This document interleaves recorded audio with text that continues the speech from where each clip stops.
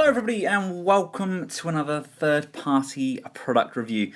Today, thanks to the guys over at tfdirect.com, I'm taking a nice early look at the latest offering from DX9 Toys. This is their interpretation of Masterpiece Rodimus, aptly named Carrie.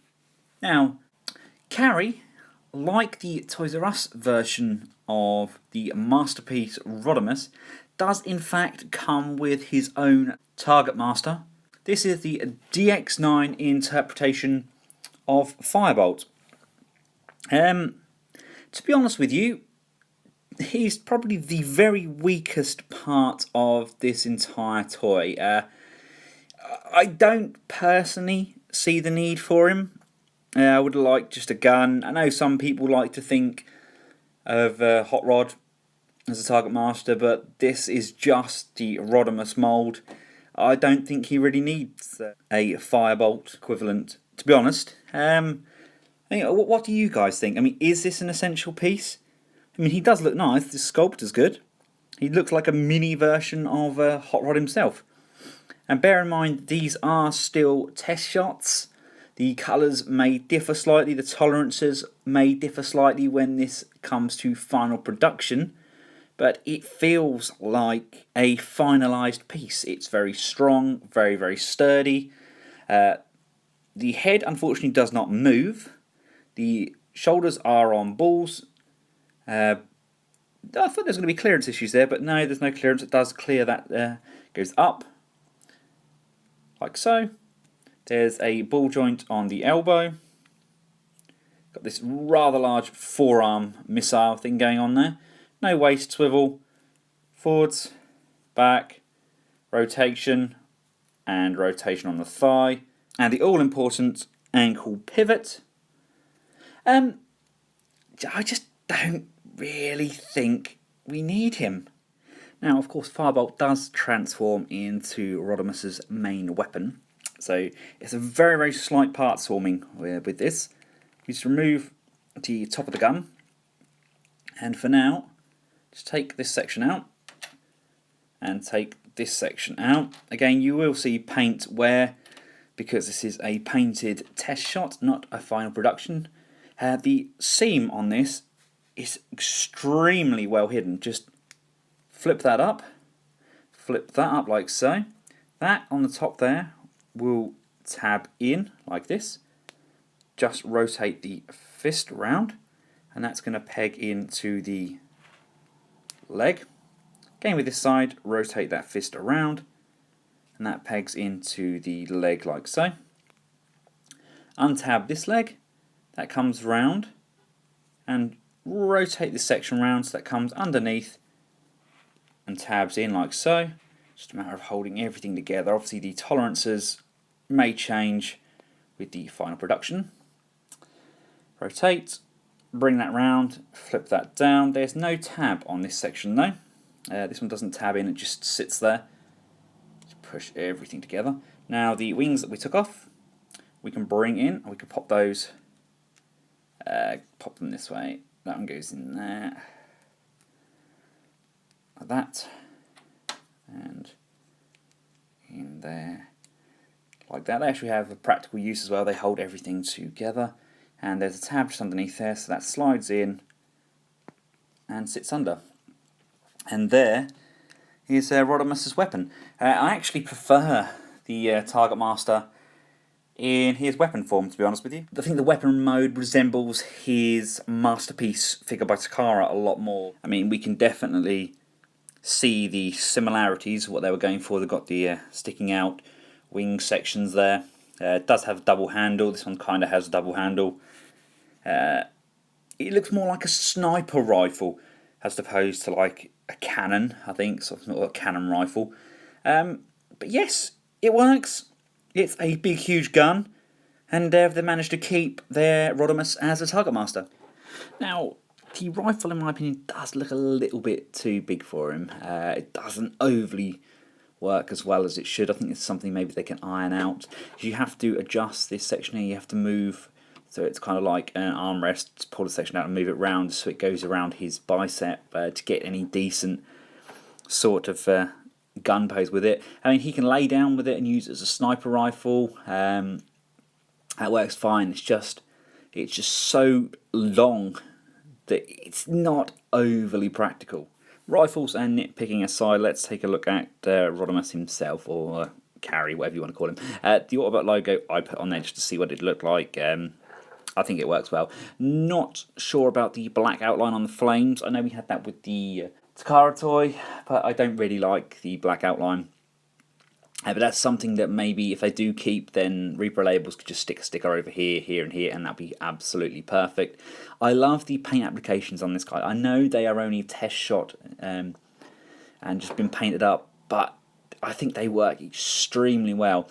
And bearing in mind this is a test shot, I mean, he is sturdy as, I mean, you've got there's a back kibble section here that people have said about, and yes, it does look a bit folded up, and it's kibble. There's no other way of getting around that, is there? And it's not the most attractive of backpacks.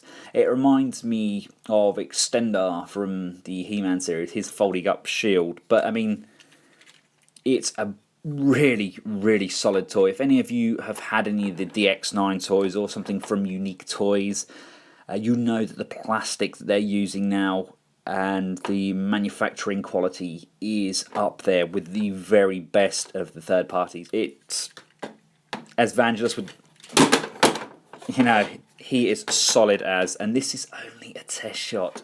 That face sculpt is absolutely gorgeous. Absolutely gorgeous. That is a fantastic, I mean, just look at those eyes. They have literally captured the G1 cartoon. Up until this point, their Astro Train was probably the best figure they'd done. I think Carrie gets it. I think his looks, I think he's just about got it, I think. He's built the same. He still have die cast in him. He's not as heavy as Astro Train, but man, he looks absolutely gorgeous. His proportions are absolutely spot on. I've had him displayed on my Autobot shelf now for a couple of days, and poor Takara Rodimus has been put to one side. Don't get me wrong, I might keep him in his Winnebago mode and just have him displayed on the shelf with their Prime's trailer. But oh dear, I think Takara was caught napping. The looks on the side here, this is very, very G1 hot rod. Really, really like that. The chrome they've used on here is gorgeous. Absolutely gorgeous. Really nice. Look at that. That is fantastic. And these are real hands. Real hands. We don't get them from Takara, did we? The paint applications run through a really nice use of the metallic red on the crotch section there. Goes down really nice, bulky shins. And then the black painted up feet with the metallic paint. Very, very impressed. Side-on profile, not the most aesthetically pleasing. Personally, I can overlook that because he looks fantastic from the front and he will be displayed on my shelf. This could be a deciding factor for a lot of people though. This is a big transformation, so they had to put it somewhere, and it was a big sacrifice they had to make. But personally, I think it paid off. Let's cover the articulation. His head moves up that much and down that much. You can do a full 360-degree turn. The shoulders move up on a really nice soft ratchet. They do get hindered slightly by the backpack. The elbows rotate and bend. There is no forward rocking motion on these shoulders. The waist does swivel, and it swivels quite freely. The legs can come out that far and back that far. They come out doing the splits. There's an upper thigh rotation. The legs can go that far back that far forwards. We have ankle pivots. No rotation on the foot though, just the pivot. There's a forward and backwards motion there. And finally, the hands do open up. The trigger finger does have 3 points of articulation, and the hands do also rotate quite freely. Here they are, both next to each other. I do feel sorry for Takara Rodimus. I mean, I've been dreading doing this comparison review, just for the sheer fact I absolutely hate transforming the Takara Rodimus. It is horrible. I just worry constantly that he's going to snap into a gazillion pieces. Obviously, the aesthetics of these guys are very, very different. I would say, as much as I really love the design of the DX9 figure, it's not quite G1 cartoon. Don't get me wrong, the face sculpt and everything that is perfect. I absolutely love it, but it's got that kind of war within kind of vibe going along with it as well. It's gorgeous. I mean, it's by far the better of the two, in my opinion. But not everybody's going to be over the moon with the aesthetics, I don't think. I just think Takara Rodimus is just dated now, unfortunately. He's just a bit of a wobbly mess. Panels are falling off him left, right and centre. Everything's coming unplugged. I just think, unfortunately, the young blood here is going to knock him off the shelf. Here he is with a couple of his colleagues from Season 3 of the G1 cartoon, where he was Rodimus. We've got Magnus and we've got Blaster. I think they work really well together. Here he is with MP10. That's a very good scaling, and they look great together. And here he is with Astro Train. Again, they've both got that same sort of aesthetic, haven't they? Now, this is where things start to get complicated. As it's a test shot, I didn't get any instructions, so I've kind of guessed my way through the transformation. Now, let's not quickly forget that he does have a very small, matrix compartment there. Unfortunately, you can't get another matrix in there. Would have liked to be able to fit one in, but you can't. Right, first of all, I'm going to start with the arms. The chrome section on the arm flips upwards. It's on a hinge. Push that up like so. That then allows you to slide this section here outwards. It's on a rotation. You're going to rotate that round like so.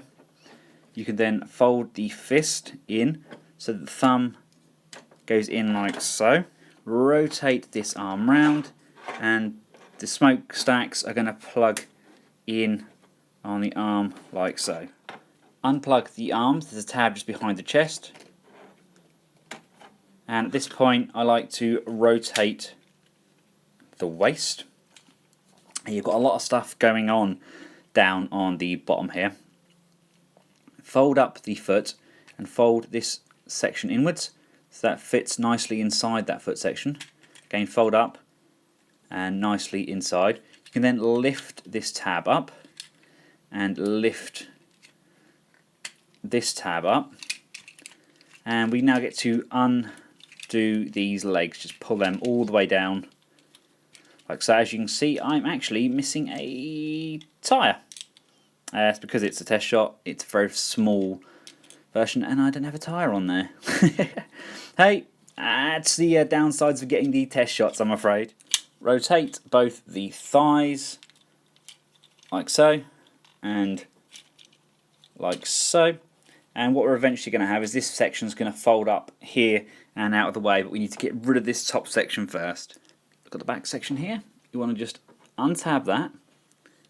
You want to pull this section out, pull this section out, and if you just lift this up like so, that pulls that out of the way, and these sections here are tabbed in. We can just extend these wings, and they are on a swivel hinge. You see that hinge there? There we go. Just straighten out that hinge and move that one out. Same with this side. Come round and straighten out that hinge like so, and that's now out of the way. If you just lean this section forwards, we can pull this section out and then we can pull this section out as well, and just flip those either side of that section there.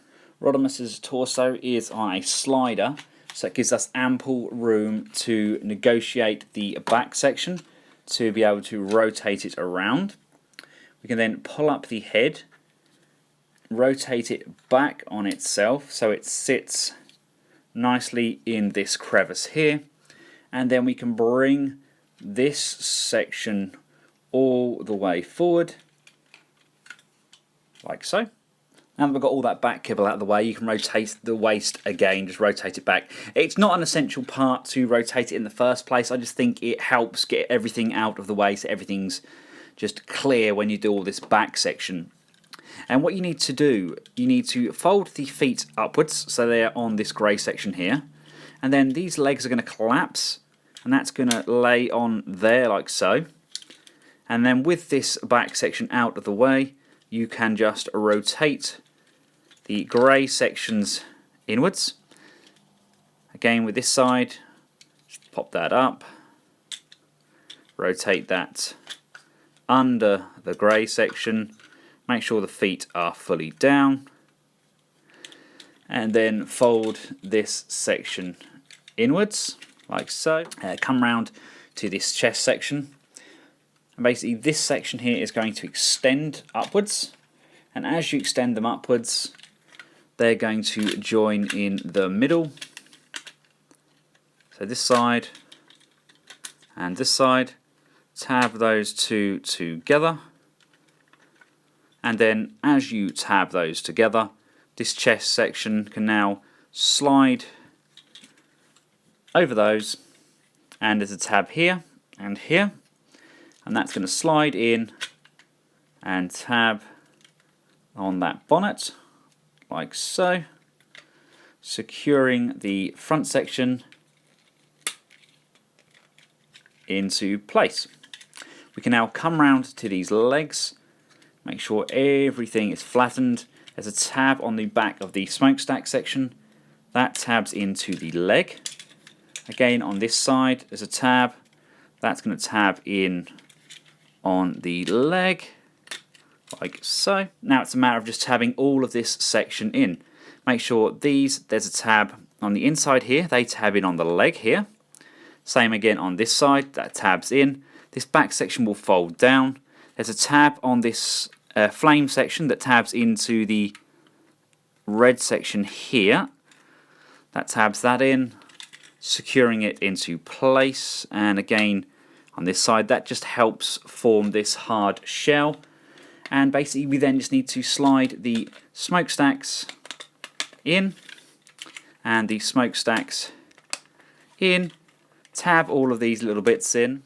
I find the easiest way to tab them in is to leave this back section open until the very end, so then you can see what you're doing in there, you can get access to the tabs and make sure everything's pressed down firmly. Close the back section off, and again there's a tab here and a tab here, they correspond with gaps on the back there, so close those off and close this side off. In you go, there we go. Remember, this is only a test shot, final product may vary. And then come round to the front here, we can then pull this section down. It's going to sit in there nicely, and then this section here is going to come all the way down, collapse and slide back. And there we have Winnebago Prime. It's nice. It's very, very compact. There's a lot of mass shifting there. I wasn't actually expecting it to be quite so small. I don't have the G1 Rodimus, but it's not really that far off his scale. It's about the same size as a G1 vehicle, which is not necessarily a bad thing. For the sheer fact that maybe the Masterpiece Rodimus's vehicle was a bit too big. This has got to kind of scale well with our Masterpiece line. I'll bring in some cars on that for a comparison very shortly. But all in all, it fits together, and once everything has tabbed in, we've got a very, very solid lump of a toy. The transformation was actually quite fun once I got to grips with it. Please bear in mind, when they do the instructions, it's probably going to be obvious how to do it. It's just me hash-dashing my way around a prototype. We can bring back in our target master, and that will sit on the top like so. And that actually looks really nice as a firearm on top of the vehicle, in my opinion. I do love the clear, very, very G1 plastic window on the front here. The smokestacks fit together really, really well, and that chrome is lovely all the way throughout. The flame section on the side here actually really reminds me of the Fans Project Protector Armour. It's got that sort of vibe to it. And all in all, I think they've done a very good job. It's difficult to mass shift in real life, and I think they've actually managed to do it. Right, here they are in vehicle mode. Here he is with Smokescreen, Brawny, the Rodimus trailer, and Spike. It's not that bad, is it? I think it's a little bit too small, maybe not vastly too small, because it's literally a Winnebago. It's I think maybe it could have done with being a bit longer. I mean, just look at the sheer size of the camper van trailer that came with the MP Rodimus. I mean, it is huge, absolutely huge. Maybe this is just a little bit too small. Maybe they should have stuck with making a hot rod for us, and then we could have made our own Rodimus with like an upgrade kit. Not sure, but it does look aesthetically pleasing. I just don't think the vehicle mode is quite there. Here he is with MP10. See, he probably is just a little bit too small. Mind that being said, this is a truck, isn't it? I did get asked on my Facebook page, width-wise, how does it compare with the Masterpiece cars? Width-wise, it's actually spot on. The car section is nigh on identical to the Masterpiece section, so it is pretty good. You know, it's fairly accurate. It's just something about it is just not quite right. And here he is with Springer, just until we get a Masterpiece version. God, I really would love a Masterpiece Springer. If there's any third parties out there watching this video, give us a Masterpiece Springer, please. And here he is with G1 Hot Rod. That is evolution. So there we have it, guys. There's a nice early look at the DX9's Masterpiece Rodimus, aka Carry. I really like him. He's a very, very solid, robust figure. The panels are remarkable how they all fold in. And please, again, I can't stress this enough, this is only an early test shot. The colours are pretty much final, I believe, but tolerances, etc. will differ somewhat to the final product. Alt mode, I believe, is probably a little tiny bit too small, although it does still look gorgeous. And the bot mode is absolutely sublime. I would not change it at all. He looks fantastic displayed with my Generation 1 Series 3 Masterpiece figures. If you found this video useful, then please give it a big thumbs up. If there's any particular comparisons you'd like to see with this figure, then please just drop me a message and I'll upload a full gallery over at benscollectables.com. The link is up here if you press on the I button. From myself and DX9's Carry, thanks for watching. Until next time, goodbye.